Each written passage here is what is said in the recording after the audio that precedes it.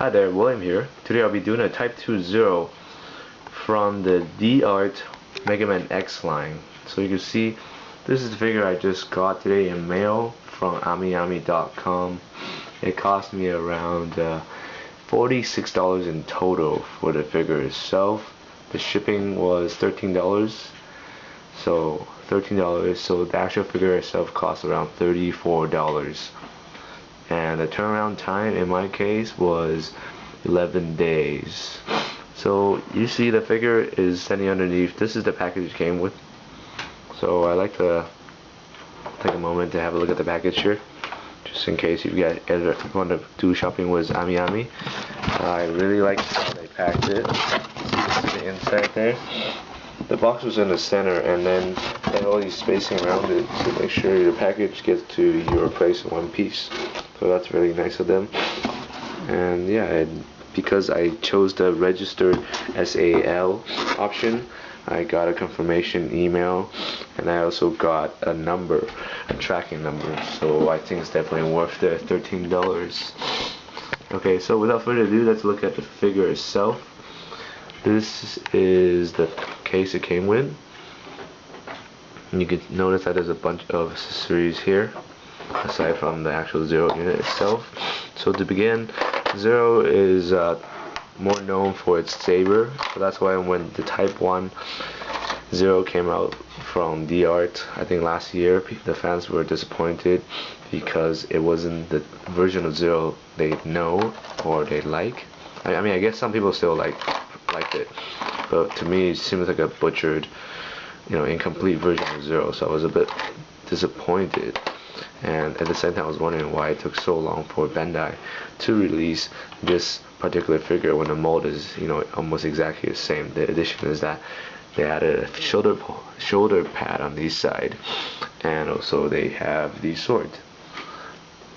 Now, I mean, I could be wrong, so if you guys know there's any other difference, please do let me know. So I'm just laying out the accessories here. So we got a 3 interchangeable blade, and you got the handle itself. So actually, in particular, this handle, you can see the red, it's a lot longer than the other handle. This long one is used for the slashing. It's only, I think it's designed to be fit into here specifically. So you want to pay careful attention to that, so you don't break it. So this one goes in here. This blade here is actually pretty interesting how you put it on. Let me just quickly show you. I'm gonna set up my countdown and off we go. Okay, so let's say for example this is the blade. So you see it is, first of all, it's detachable here.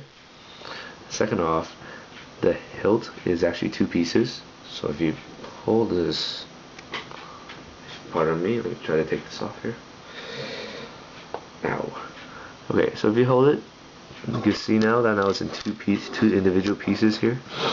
This is the bottom of the hilt. Okay, and that is the only way you're gonna fit your hilt in, because essentially you have to take the bottom off, and then you're gonna slide the long piece into here, and that's how you're able to grasp the blade. And you also want to note that Bandai actually wants Zero to hold the blade like this, so when you slide your hilts in, you'll know that it's not completely flush. You have to actually put a little bit more force in to push it all the way down, so the hilt will be on the bottom, so you can put the bottom piece on to make it look better. So I'm just concerned about the construction of the plastic piece, because you have to bend this, well, you have to bend Zero's finger essentially to fit the hilt. So far there has been no disastrous result yet, but I'm gonna keep a careful watch on this, and hopefully it doesn't snap over time. Okay, so that's the accessories comes in. Obviously Zero has a Zero Buster, and the Zero Buster actually has the adapter as well. However, it does not come with the bullet pattern like in the Mega Man D-Art. So I think what they want to do is they want to have a character specific stuff. So for example, if you bought Mega Man if you bought Mega Man X, you would have these parts here. You would have the pellets, you have the charging cluster pattern, and you can use that on your Zero. So that's I guess that's another way to sell their toys. Well done, well done. So anyways, since today's not about Mega Man, let's move on the side. So X also came with, let's see, it's got two faces here, so let me just show you. It's got two extra faces, and it's also got four different pair of hand that you can change. So that makes a total of 5 interchangeable hand versus X, where it only has 4 interchangeable hands. Okay, so that's that. I think that's the main difference here. And let's look at the figure now in more detail. So articulation is pretty much the same. So if you guys have bought Mega Man before, or if you bought X before, then you know what to expect. Now this is the figure itself, so it's double hinged at this point. 1, and we bent over here, so it's 2. For me, the arm was a little bit loose, so I'm just going to take it off because it's easier to show you guys the other points. Articulation. The shoulder pad has a little swivel, so you can make sure you display your character properly to hide that ballpoint joint. So mine comes out pretty easily compared to X. I don't know if that's a good thing or not, but yeah, this comes off very easily. So either they turn to construction, or I guess I have a loose figure.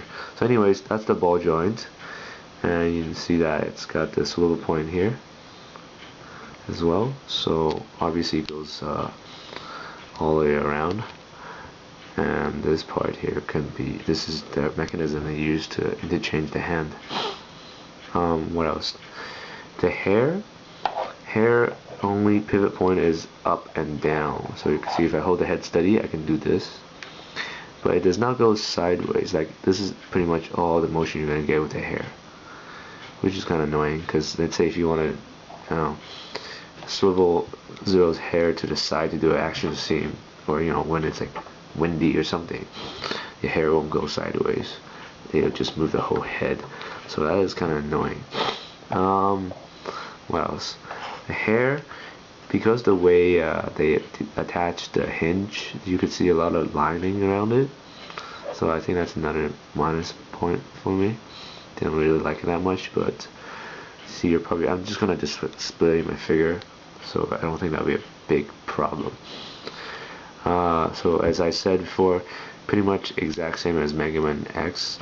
So you got the waist articulation like that, so you can move the bottom part as well. It goes swivel side to side, and the legs, I think these are once again the ball joints on the bottom, so you can pivot them, and you can extend them out if you need to. You push them back into. So mine's a little bit tough. It still need to be breaking in. And once again, similar to the arm design, this is double jointed here and here, so you can bend all the way back like this. And then you can rotate this side here. You can rotate it all the way. Oh, that looks nasty. So you can rotate all the way. Sorry, same thing as the arm here. You can rotate it sideways because there's a joint here that moves.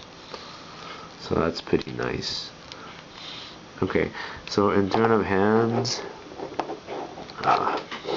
once again, it's a little peg holding it, so you want to be careful so you don't break it.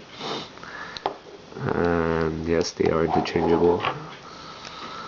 So let's say, for example, I want to put the blade on now,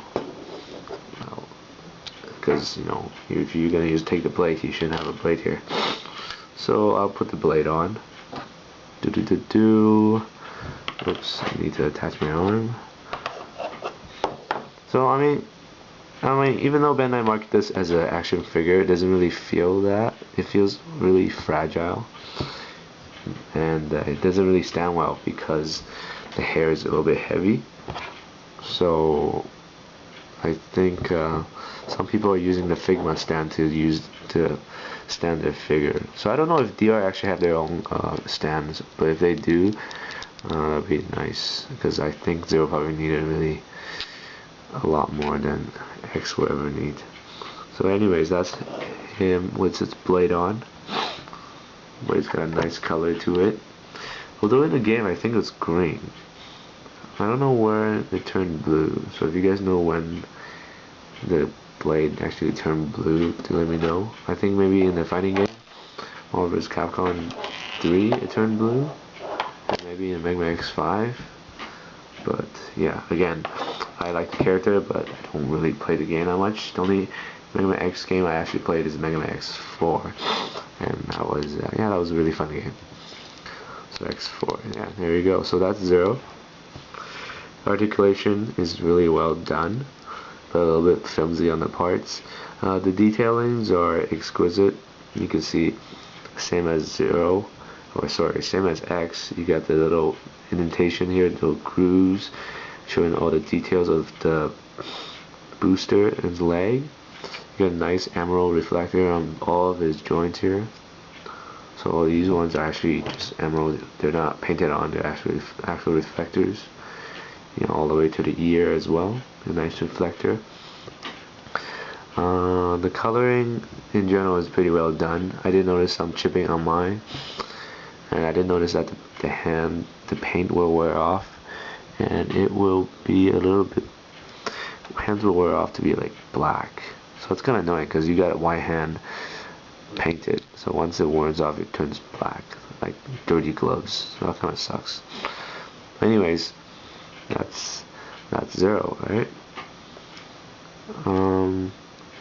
I have no idea what else to say about this figure other than say that it's a really fun toy, and I wish that Bandai would release it sooner. And also I wish it came with a stand, because Zero really needed to do any of the dramatic poses. His hair is so heavy that he can barely stand himself. There you go. And I wish the hair had more articulation. And well, there's one thing, you can always switch the faces, but I don't know. It looks really fragile. I don't really want to try it unless I absolutely have to. And to be frank, I actually like this face better. I like the neutral face better than any of the other two here. So yeah. Okay, well, let me just show how it's done. Like, you see the groove here. Yeah, it seems like a really easy way to break this figure is by pulling it off by force here. So I'm definitely gonna have to hold off on that until I figure out exactly how I'm gonna do this. Other than that, this is a really nice figure. Probably one of the nice looking figure, probably one of the best looking Zero out so far. So definitely pick it up if you're a Mega Man fan. And yeah, you could probably buy it at amyami.com or even at HLJ if you haven't picked it up yet. So here it is. That's my review for the Type 2 Zero from D Arts. Thanks for watching, and as always, if you have any feedbacks, how I can do better, and how you can correct me about the blade color and all that stuff, do drop me a comment. Okay, thanks so much. See you next time, guys.